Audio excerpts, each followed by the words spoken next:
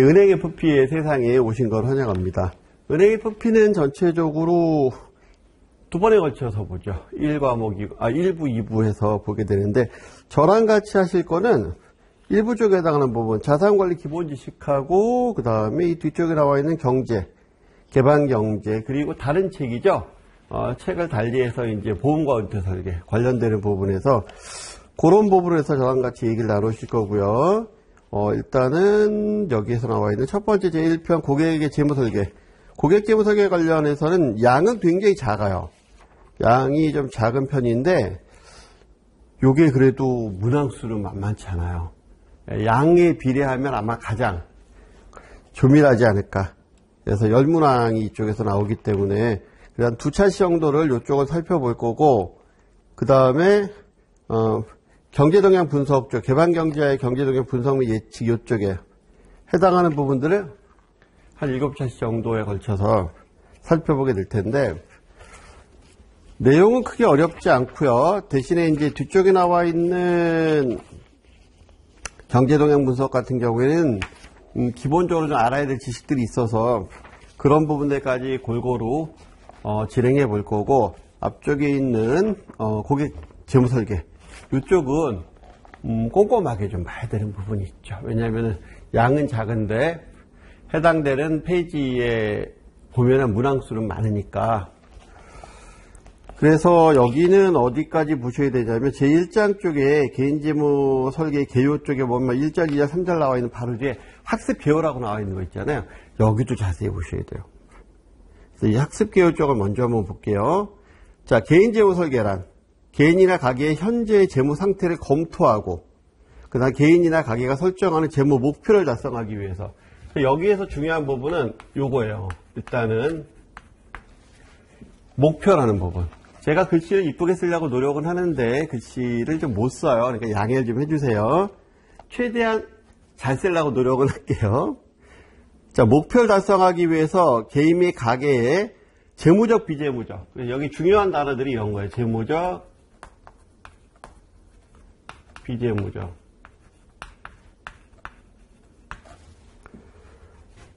자원을 적절하게 관리. 이런 것들 뭐 하는 거다? 예.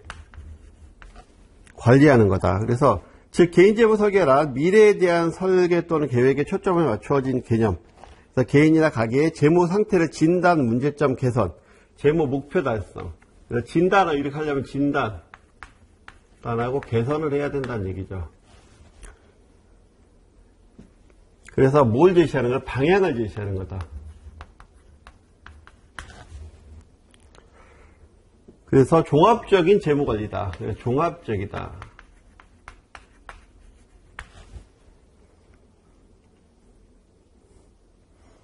거기 쭉 나와 있는 부분들, 그래서 뭐 개인 상황에 대한 변화, 경제 환경 변화, 생애 주기, 상의 변화 등을 고려해야 된다. 그래서 요런 단어들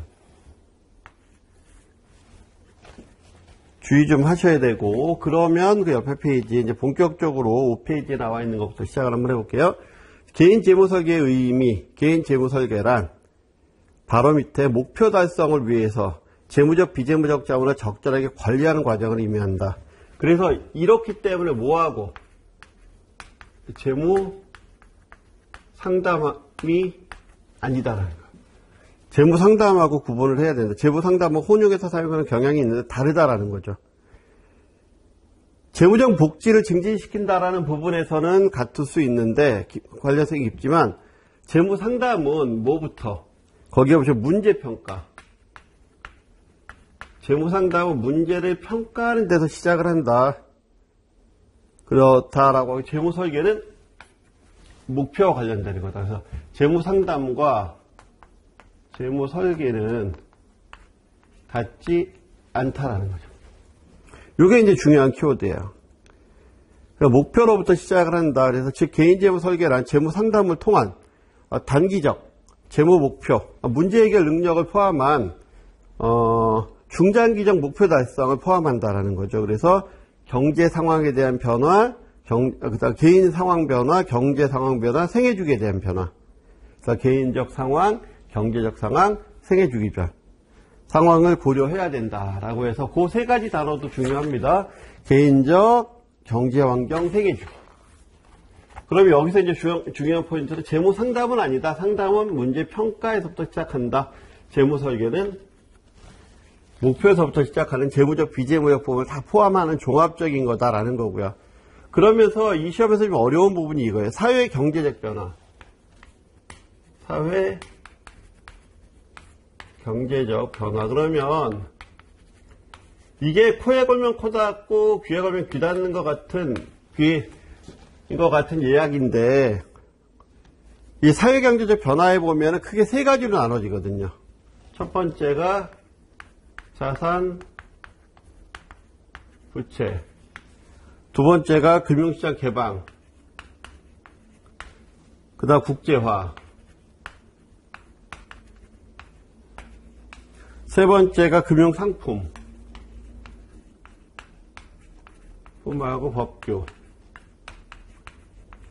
요 세 가지가 여기 들어간다는 걸 정확히 기억하고 계셔야 돼요. 예. 시험에 되게 잘 나오는 것 중에 하나예요. 다음 중에서 사회 경제적 변화에 속하는 것은 속하지 않는 것은 뭐 이렇게 해서.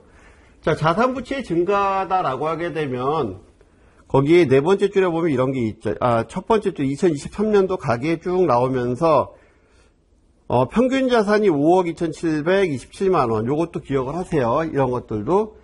그 다음에 이거 뭐 외울 필요 없잖아. 우리가 대충 금액이 이 정도다라고 하면 우리가 오지선다니까. 그다음 가계부채는 9,187만 원 정도. 그래서 순자산이 4억 정도 된다. 그러니까 5억, 1억 정도, 4억 정도. 이건 무슨 얘기하냐면 지금 자산과 부채가 현 세대가 단군 이래 가장 높다라는 거죠. 그래서 우리나라 같은 경우에 반만년 역사를 갖고 있다라고 얘기하는데 그 반만년 역사를 갖고 있는 것 중에서 현 세대가 가장 잘 사는 세대잖아요. 그렇죠? 그러니까 그만큼 뭐가 필요해요? 재무 설계라는 부분이 필요하다라는 거예요. 사회적인 변화에서. 금융시장 개방과 국제화. 금융시장이 개방이 되고 국제화되다 보니까 금융상품이 상당하게 복잡화돼요. 그래서 글로벌화되다 보면 아무래도 자금 유입, 유출 뭐 이런 게 일어나면서 거기 두 번째 줄에 보면 금융시장 국내 금융시장의 경쟁이 심화되고 외국 자본 도입해서 새로운 판매 기법 도입되고 뭐 이런 부분들이 있다 보니까 굉장히 복잡해지거든요. 그러다 보니까 금융상품이 상당히 어려워지죠. 옛날에는 예금, 적금 정도만 있으면 해결이 됐는데 지금은 뭐 ELS, ELD, ELF는 기본이죠, 이제. 그쵸? 그 다음에 옵션이다, 뭐, 여러분들 그 과목에서 배우시는 파생이다, 수합이다, 이런 부분들까지 복잡해지니까, 그러다 보니까 금융소비자와 보호와 관련된 법규들도 상당히 다양화되고, 이런 부분도 쭉 나와 있는 거예요. 그래서 1-3에도 보면, 금융시장, 자본시장 개방, 그리고 자산운용의 폭이 넓어지고, 바로 밑에 개인이 차지하는 비중이 커지고, 그래서 소비자, 재무설계에 대한 욕구가 늘어나고, 그 바로 밑에, 그리고 금융회사에서 개인 재무설계에 대한 관심이 증가하고, 그리고 바로 밑에 금융사업 출시가 되고, 체계적 전문화되고, 뭐예요? 전부 다 복잡 다단해진다라는 거죠. 그러면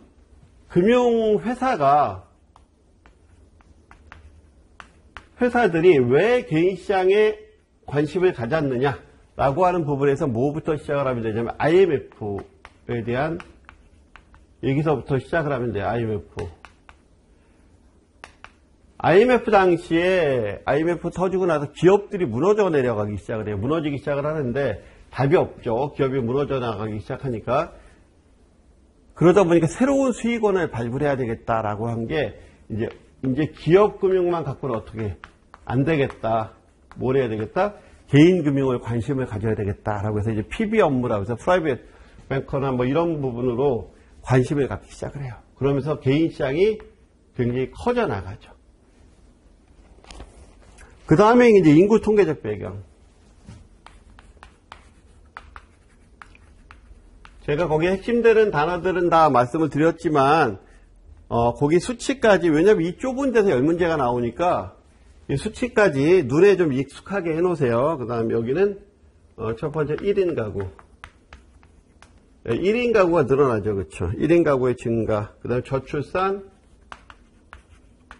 산과 고령화.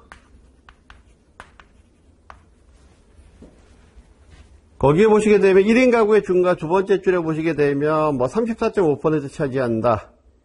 그리고 바로 밑에 1인 가구의 증가가 되다 보니까 개인으로 의사결정의 주체가 전환이 되고, 그리고 개인 스스로 개인이 책임도 져야 된다라는 거예요. 혼자 알아서 판단해야 된다라는 거예요. 그러니까 누군가의 도움이 필요해진다라는 거고요. 그 다음 저출산과 고령화.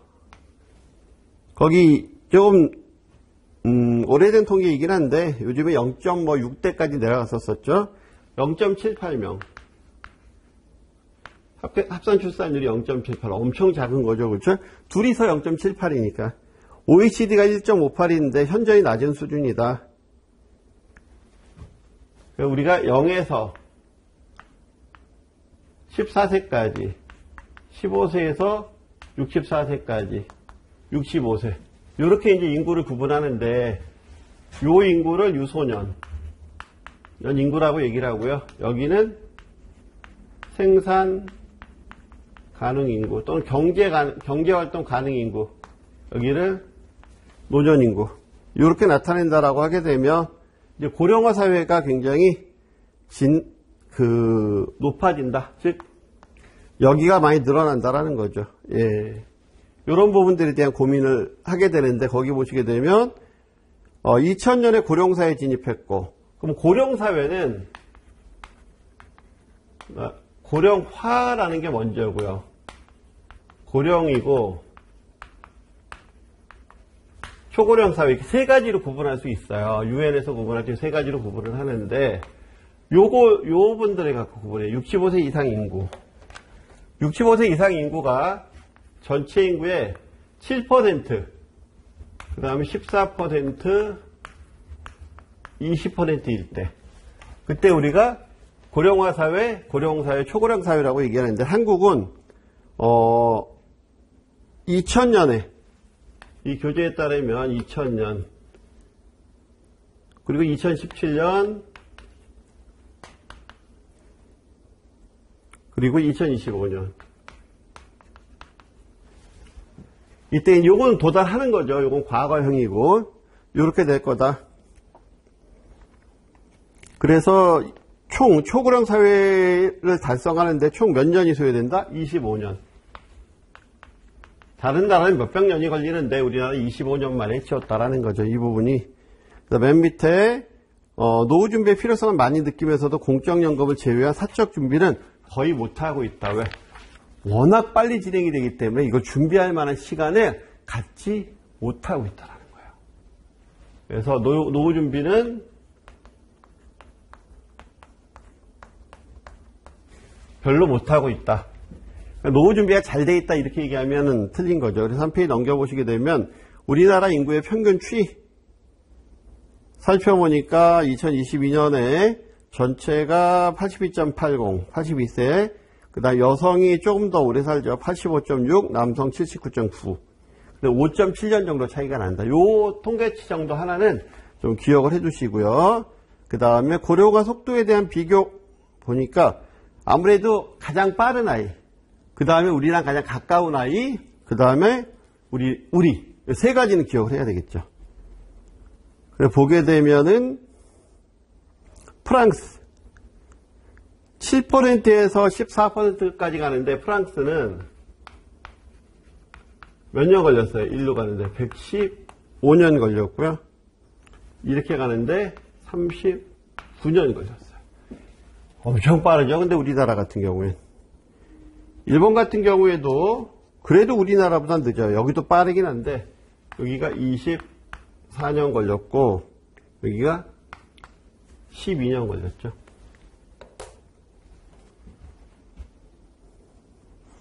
우리나라는 17년과 8년이고 우리는 17년과 8년. 그러니까 요 수치 정도는 기억을 하고 계셔야 돼요. 그 다음에 그 밑에 보시게 되면 노년부양비 추이라고 해서 나오는데 노년부양비를 어떻게 구하느냐라는 부분이거든요. 되게 간단해요. 요걸 A로 놓고 요걸 B로 놓고 요걸 C로 놓는다라고 하게 되면 노령 부양비는요 C분의 B 이렇게 하면 생산 가능인구가 부양하는 비율 그 다음에 B분의 A 하면 유년 부양비 요거 다 더하면 총 부양비 이게 노년 이게 유년 이게 총 부양비 이렇게 구분하는 거예요. 노령화 지수는 노령화 지수 같은 경우에는 요거와 요거 그래서 거기 보시게 되면 노년 인구가 분자죠. 유년 인구가 분모고 그래서 A분의 C 이게 노령화 지수 요것만 알면 여기에 표를 요 표 같은 거 표 1-3 같은 거 제시하고 지금 현재 노년 부양비가 얼마다 노령화 지수가 어떻게 된다 아니면 유소년 부양비가 늘고 있다 아니면 고령화가 되고 있다 얼마나 고령화가 다른 연도에 비해서 몇 퍼센트 정도 심각하다 뭐 이런 부분들 퍼센트로 나올 때 맞출 수 있겠죠 그렇죠 그래서 요 공식 기억하는 게 되게 중요해요 우리 교재에서는 유년 부양비까지는 안 나오고 노년 부양비하고 그 다음에 고령화 노령화 지수 예, 요 부분 그 공식 정도 하나 기억하시고 그러니까 노령화 지수는 헷갈리실 수 있는데 한 가지만 기억하면 돼요. 어린아이들은 줄고 나이 드신 분은 늘어나기 때문에 점점 고령화 지수는 늘어나는 형태잖아요. 그렇죠? 그래서 요게 뒤집히면 안 되잖아. 그렇죠? 예. 그 다음에 그리고 또 하나 여기에 요 부분하고 인구 통계적인 거죠. 세 번째 노동 환경의 변화.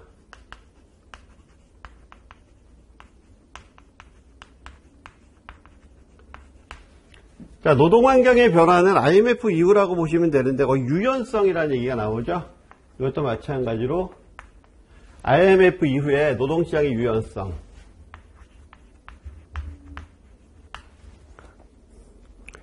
평생 직업이 깨졌다라는 거죠. 그리고 평생 학습이 필요하다.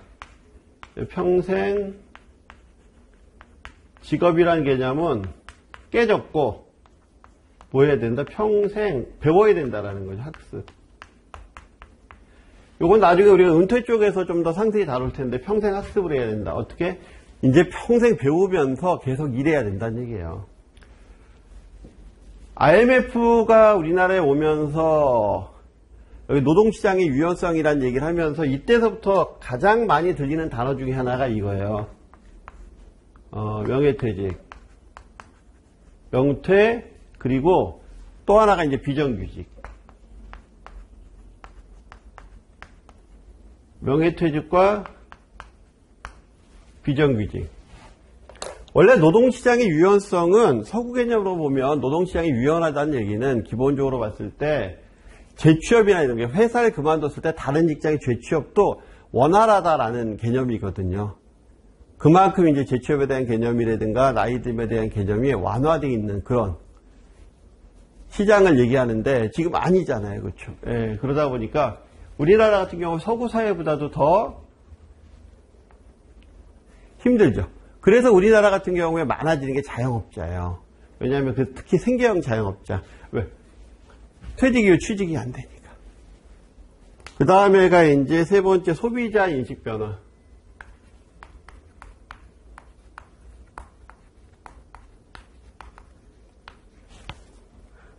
그래서 첫 번째 개인주의.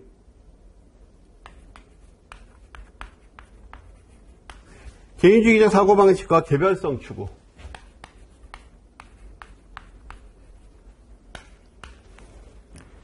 요거는 누구보다도 잘 여러분들이 아실 거예요. 그렇죠? 그래서 공동체보다는 개인주의. 20세기가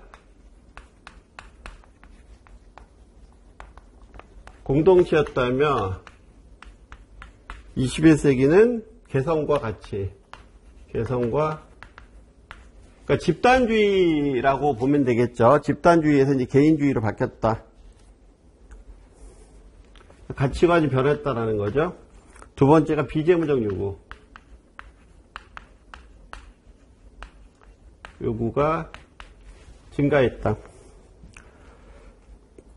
그래서 가치를 중시한다. 그래서 옛날에는 먹고 살기 바빴다면 지금은 가치 중시,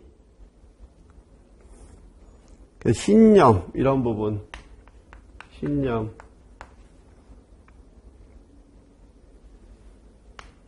나머지 부분을 읽어보셔야 됩니다, 여러분들. 그 다음에 재무설계 중요성. 과거하고 다르게 재무설계에 대한 중요성이 인식이 된다. 그래서 그 밑에 시장 중심에서 소비자 중심으로 전환이 되면서 고객 중심 경영 뭐 이런 부분들 관심, 기업 입장에서도 관심이 대두됐고, 그 맨 밑에서 세 번째 줄에 전 세계에 걸쳐서 만족도 극대화, 만족 극대화, 개인의 만족 극대화. 만족의 극대화를 요구하는 부분이 되다 보니까 개인도 그렇고 기업도 그렇고 재무설계에 대한 조언이나 개인 재무설계에 대한 중요성이 그만큼 커졌다라는 거죠. 그러니까 일반 개인들도 보면 이런 부분들 때문에 개인 재무설계 상당히 중요하게 생각을 하고 있고, 왜냐하면 혼자서 알아서 해결해야 되니까 누군가의 조언이 필요한 거죠. 그런 부분들. 그다음 기업 입장에서도 저런 환경이 변화하면서 또 개인들에 대한 중요성이 커지기 때문에 그러다 보니까 또 재무설계에 대한 중요성이 있게 되고, 기업 입장에서도 그렇고 개인 입장에서도 그렇고 재무설계에 대한 중요성은 다 커지고 있다. 그 다음에 제3절 자산관리사의 역할과 업무.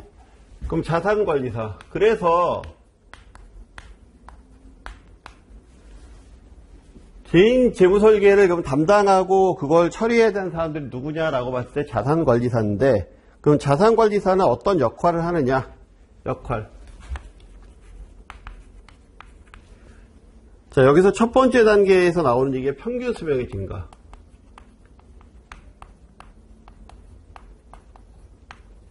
우리가 나중에 배울 은퇴설계나 이런 부분들이 대단히 중요해진다라는 거예요. 과거에는 한 55세 정도쯤엔 퇴직하시고 한 5년에서 10년 정도 사시다 보면 60세, 65세?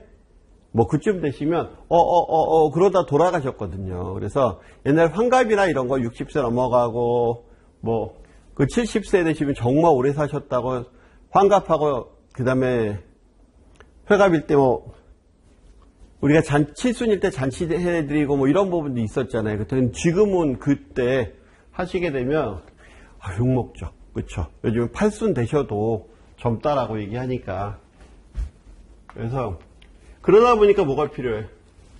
이제 돈을 꾸준히 적립해서 인출하고 하는 부분들이 필요하다라는 거죠. 평균 수명이 증가가 되고 금융 환경의 변화가 되고,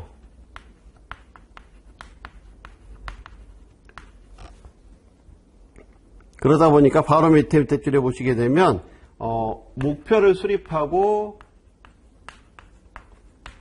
실행하는, 계획하고 실행하는 이런 부분들이 중요해지는데, 이거 누가 해야 된다? 이런 부분들, 이런 부분들은 전문가의 도움을 받아서 해야 된다라는 얘기를 하고 있는 거고요.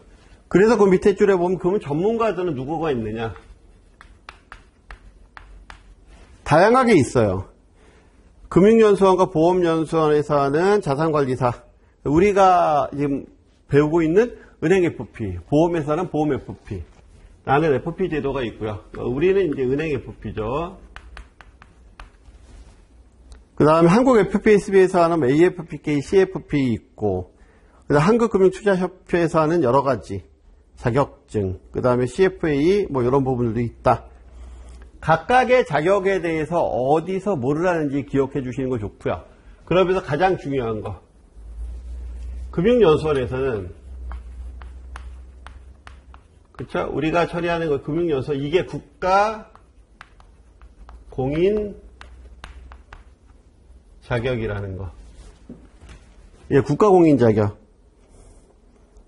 그래서 다른 곳과 섞이지 않게 기억을 하셔야 되는 거죠. 한국금융투자협회에서 뭐 FP 제도를 시행한다 아닌 거고요. 그 다음에 뭐 한국금융투자협회에서 또는 금융연수원에서 또는 보험연수원에서 AFP나 CFP를 한다. 이것도 아닌 거잖아요. 그렇죠? 예, 그거 섞이시면 안 되고, 특히 중요한 거, 은행 FP. 한국금융연수원에서 하는 거고, 국가공인자격이다. 이 부분 꼭 기억을 하셔야 되고.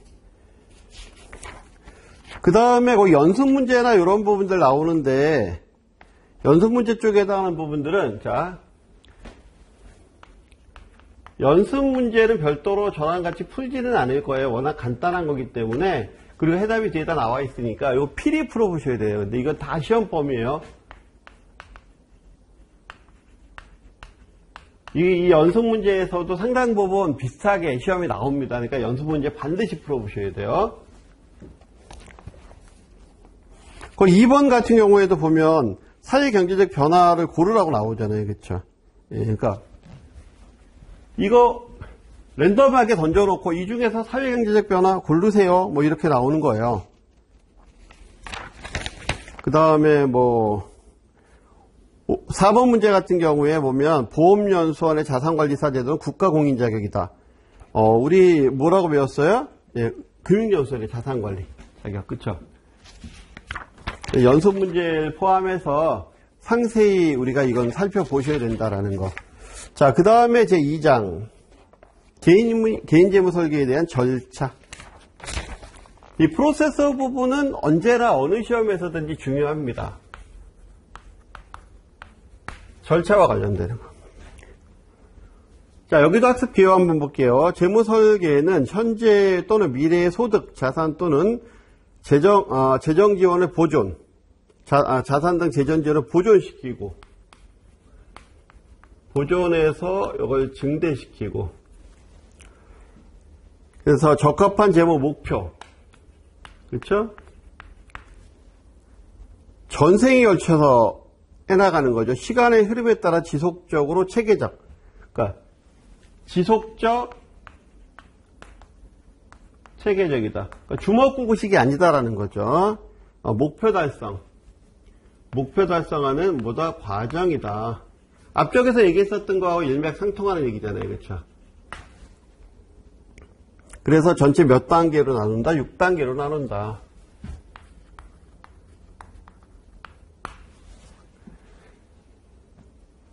거기 보시게 되면 일반적으로 필요에 따라 한 단계씩 절차가 진행되지만 또 필요에 따라서는 동시에 여러 단계가 한꺼번에 진행이 될 수도 있어요. 반드시 한 단계씩만 진행이 되는 건 아니에요.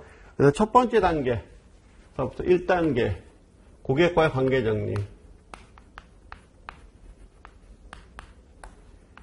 2단계 목표 성적 및 정보 수집, 3단계 키워드만 제가 그냥 나열해 보는 거예요. 옆에 교재에 나와 있는 대로는 기억하셔야 되고, 먼저 제안서, 작성 및 제시, 5번째 실행, 6번째 모니터링. 이런 부분 점검이라고 표시하죠. 다 적으니까 이런 단계도 나와죠. 1단계 고객과의 관계 정립서부터 시작해서. 자, 재무설계 절차 6단계. 맨 위에 줄에 개인재무설계란 개인이나 가게의 현재 재무 상태를 검토하고 개인이나 가게가 설정한 재무 목표를 달성하기 위해서 개인 및 가게의 재무적, 비재무적, 그쵸? 앞에서도 얘기했었잖아요. 재무적, 비재무적.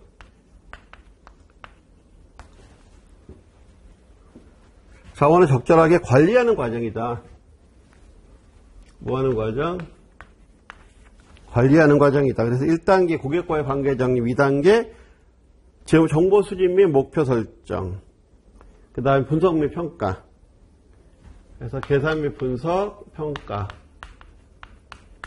그 다음 제안서, 제안하고, 실행하고, 점검, 사후관리까지 가는.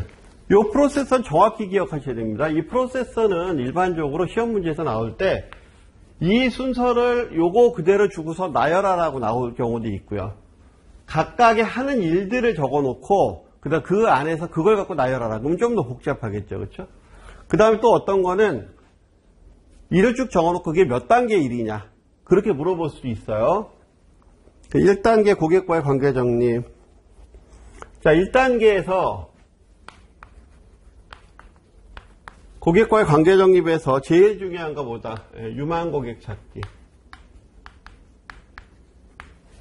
고객을 찾아야 관계 정립을 하고 뭐 정보 수집하고 목표 설정하고 할 테니까. 바로 밑에 아무리 훌륭한 전문 지식과 기술로 무장이 돼 있어도 유망 고객이 없으면, 즉 고객이 없으면 아무 소용 없잖아요. 첫 번째 유망 고객 찾기. 유망 고객 찾기는 첫 번째 시장이 지인. 이거는 자연적으로 형성되는 시장이죠. 그렇죠? 자연적으로 형성되는 시장. 지인은 자산관리사에게 이미 친분이 있는 사람.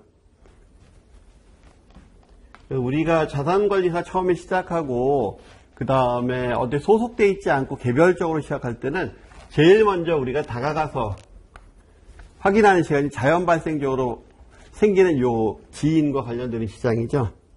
기계약자. 가장 우리가 중요하게 생각돼야 되는 부분이 기계약자. 저런 말이 있죠. 고기도 먹어본 사람이 먹는다는 얘기가 있어요. 그 상품도 가입해본 사람이 더 할 확률이 더 높아요. 그리고 또 소개 영업도 그렇고. 그래서 이분들 같은 경우는 소개도 해주시기 때문에 이미 금융상품 계약을 체결한 사람, 그리고 소개를 받는 경우. 자산관리사 혼자서 이걸 찾는 건 어렵죠. 그래서 그 밑에 줄에 보면 아는 사람, 기계학자, 협력자 등이 있으며 요런 분들이 뭐 한다? 소개도 해주신다라는 거죠. 그래서 유망 고객에 대한 조건이 있어요. 유망 고객은 이런 사람이 유망 고객이다. 4가지 조건이 있다. 딱 우리 시험에 내기 좋죠. 그렇죠? 첫 번째, 목표가 있어야 된다. 그렇죠. 제모 목표가 있어야 뭔가를 하고자 하는 목표가 있어야지 그래야지 그 사람과 이런저런 얘기를 할 수가 있으니까. 그 다음에 능력이 있어야 된다. 굉장히 미안한 얘기긴 한데 재무설계사도 어차피 돈을 벌기 위한 거고요. 그렇죠? 그 다음에 어느 정도 경제적 여력이 있어야지 실행도 하시는 부분이기 때문에 거기 보시게 되면 금융상품에 가입하고자 하나 가입할 경제적 능력이 부족한 사람은 유망 고객은 아니다라는 거죠. 그 다음에 만남, 즉 면담, 그렇죠? 만남 이런 부분이 가능한 사람이어야 된다라는 거죠.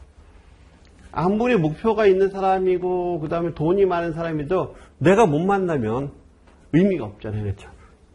그 다음에 그런 사람도 뭐가 있어야 된다. 실행하겠다는 마음이 있는 사람, 즉 실행력이 있는 사람이 중요하다라는 거죠.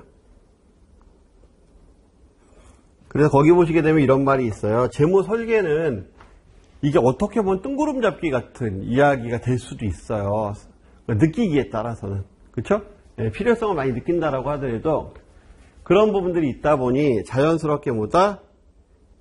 가입을 하는 자기가 스스로 가입하는 확률은 높지 않다라는 거죠. 그래서 실행력이 있는 사람. 그 다음에 면담 준비. 그러면 요 1단계에서 이렇게 유망 고객을 골랐으면 두 번째 이제 면담을 해야 되잖아요. 그렇죠? 면담이라는 걸 해야 되는데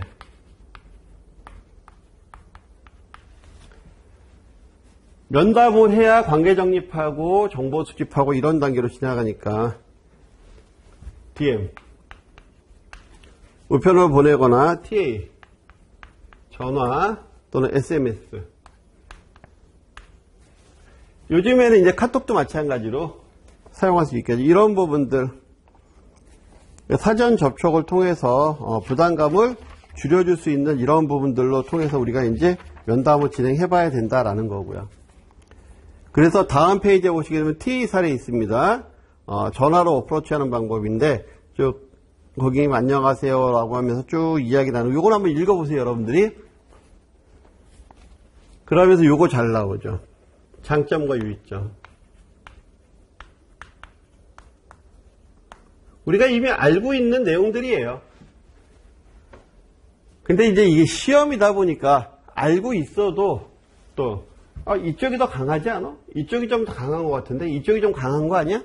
이렇게 되는 부분이 있을 수 있어요. 근데 어쨌든 시험에서는 나와 있는 대로 기억하시는 게 중요하다는 거죠.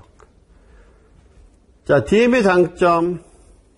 심지어 부담을 줄여준다. 동시에 많은 사람과 접속한다. 그러니까 한꺼번에 쫙 뿌리면 되니까 추천지를.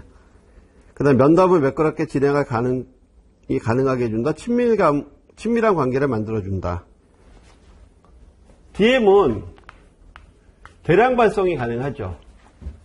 그리고 일단 편지를 보내놓고 나면 그 다음에 제 편지 받으셨죠? 뭐 이래가면서 제가 여러 가지 소식 보내드리는데 받으셨어요? 이렇게 얘기하면서 접근하기가 우선 편해요. 그런 부분도 분명히 있어요.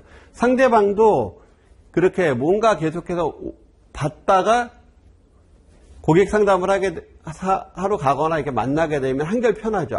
그동안 참 고마웠어요. 뭐 이렇게 얘기하거나 하면서. 근데 문제가 뭐냐면 이게 거기 보시게 되면 맞춤화된 DM이나 이런 게 아니고 그냥 뭐 스팸 메일 뭐 이런 형태 그런 부분들일 경우에 일반 DM 발송 시에는 이게 쓰레기 양상이잖아요. 거의 그쵸. 예.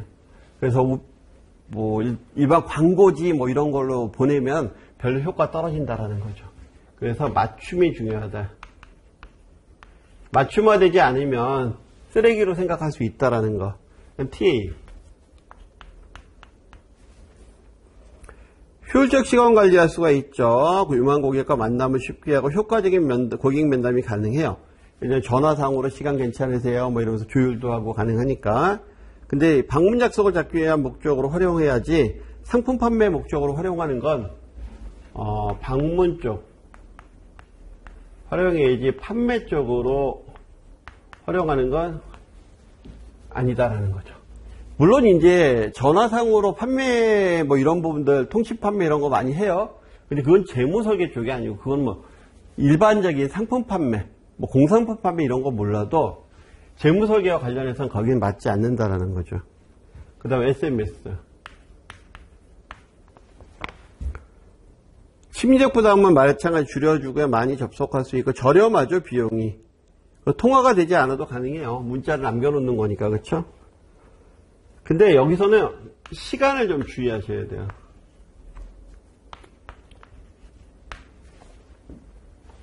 우리 그런 거 있잖아. 한참 피곤해서 잠자고 있는데 갑자기 문자가 띠디디 오면 이렇게 열어보다 보면 고맙다라는 말보다는 화 먼저 나잖아요. 그렇죠? 예. 그런 부분들. 이렇게 해서 이제 진행을 하고 나면 이제 최초 면담.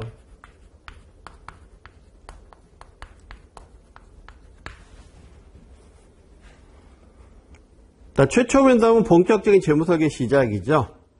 그래서 바로 4줄 내려가서 보시게 되면 최초 면담에서 다음과 같은 사항을 설명해주고 이해시키고 관계 정립을 해줘야 된다. 그래서 일단은 이게 뭐 하는 건지 재무설계는 뭐 하는 건지 쭉 앞에서 설명했잖아요. 그런 과정이다라는 거. 그 다음에 지금서부터 어떤 절차로 진행이 되는 건지 프로세스를 알려줘야 되고요.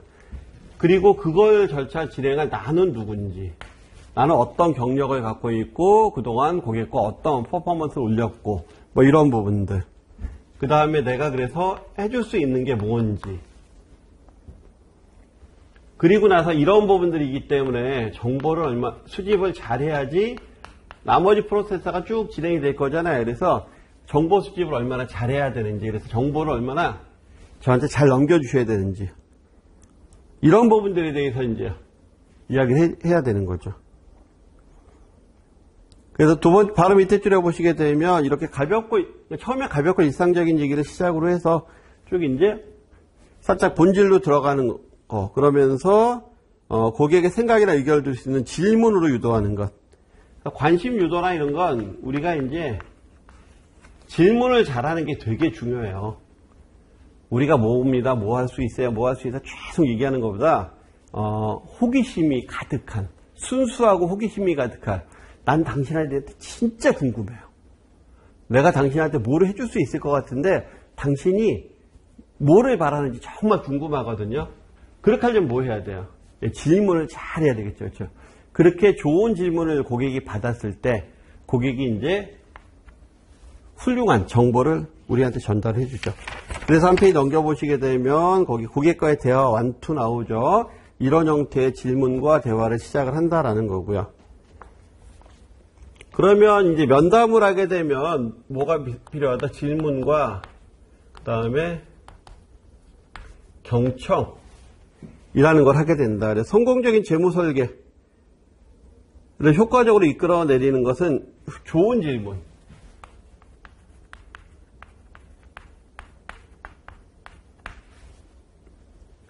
그 다음 훌륭한 경청. 어려운 얘기입니다, 이게.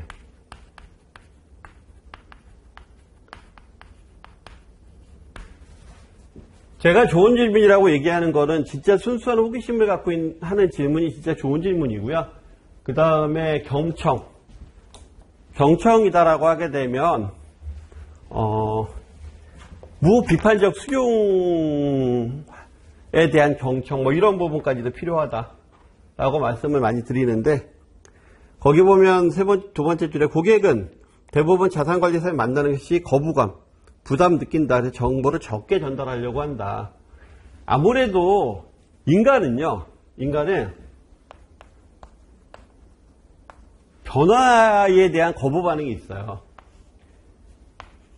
기본적으로 뭔가 새로운 것을 하는 거에 대한 새로움, 그래서 혁신, 새로움, 뭐 변화 이런 거에 대한 거부 반응들이 있거든요. 그걸 깨는 가장 좋은 방법은 좋은 질문이에요. 난 정말 궁금해요, 당신은. 당신한테 정말 궁금한 게 많거든요. 근데 사심없이 정말 당신한테 순수한 호기심을 갖고 당신이 궁금한 거예요. 뭐 이렇게. 그러면 당신한테 내가 뭐를 해줄 수 있을 것 같은데요. 뭐 이런, 그러기 위한 질문이 되게 중요하다는 거죠.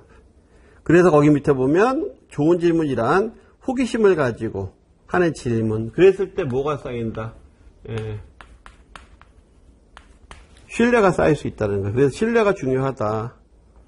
그러니까 바로 밑에 최초 면담 시 어떤 유용한 질문 다음과 같은 것들이 있다 그래서 요거 시험에 되게 잘 나와요. 이것도 각각이 어떤 질문에 해당하는 건지. 상황 파악 질문. 당신 지금 어떤 상황이세요? 라고 하는 질문. 자, 고객이 처해 있는 배경이나 정황, 사실, 정보 등을 수집하기 위해서 하는 질문입니다. 그래서 고객의 니즈에 반영하는 제품의 서비스의 차별화된 해결책, 뭐 이런 부분들에 대해서 중요한. 그래서 그럼 가족관계 어떻게 되세요? 정년은 언제십니까? 지금 거래하고 계신 자산관리사가 있나요? 금융상품주로 어떤 상품을 거래하고 계세요? 어떤 은행에 대해서 어떻게 생각하십니까? 뭐 저희 은행에 대해서 어떻게 생각하세요? 뭐 이렇게 물어보거나 할 때 상황 파악 질문. 이것도 오지선다 쪽에 상황 파악 질문하고 다른 거 막 섞어놓고 상황 파악 질문만 골라내라든가, 그렇죠? 다음 중에서 어떤 거냐라든가, 이게 맞냐라든가, 상황 파악 질문이 뭐냐라든가 하는 부분들 시험에 되게 잘 나옵니다. 그래서 문제인식 질문.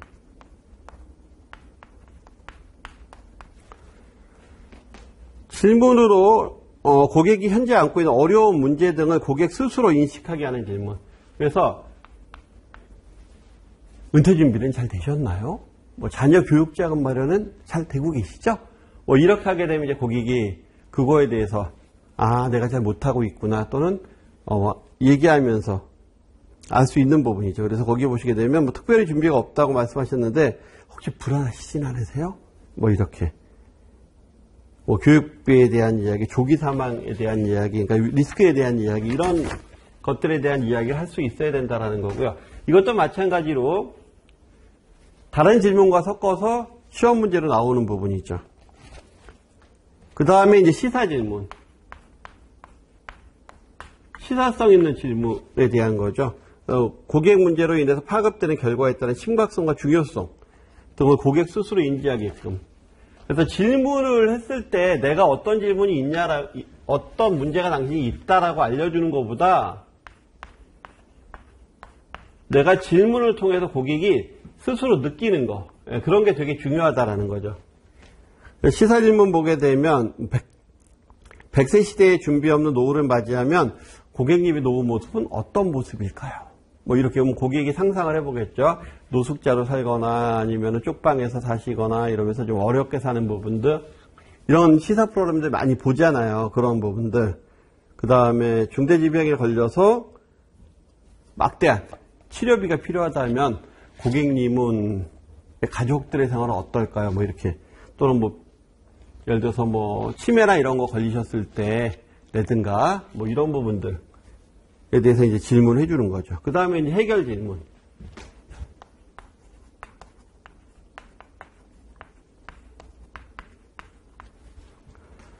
고객으로 하여금 해결책의 효용가치, 이득 등을 느끼게 하는 것. 그래서 거기 보시기에도 가족 보장 및 필요할 때마다 자금을 찾는 기능이 부과된 상품이면 어떨까요? 아, 이런 기능이 있는데 이런 상품들은 어때 보이세요? 뭐 이렇게 얘기하는 거예요. 그 다음에 거기 세 번째 보면 지금까지 문제들을 해결할 방법이 있는데 혹시 그러면 그런 게 있다라고 하게 되면 혹시 들어보시고 가입하실 의향이 있으십니까? 뭐 이런 부분들. 그리고 뭐 저금리 시대에 뭐 비과세, 복리이자 이런 부분들이 금리가 낮으니까 훨씬 더 중요해지는데 이런 거에 대해서 가입하실 생각이 있으신가요? 왜냐하면 이런 문제를 해결하는 저금리 시대를 해결하는 뭐 예를 들어서 뭐 고령화 시대를 해결하는 그렇죠? 이런 것들 문제 해결 질문. 그 다음에 경청이란 고객의 말에 주의를 깊게 공감하고 듣는 자세. 경청은 고객의 자발적 참여 유도할 수 있다.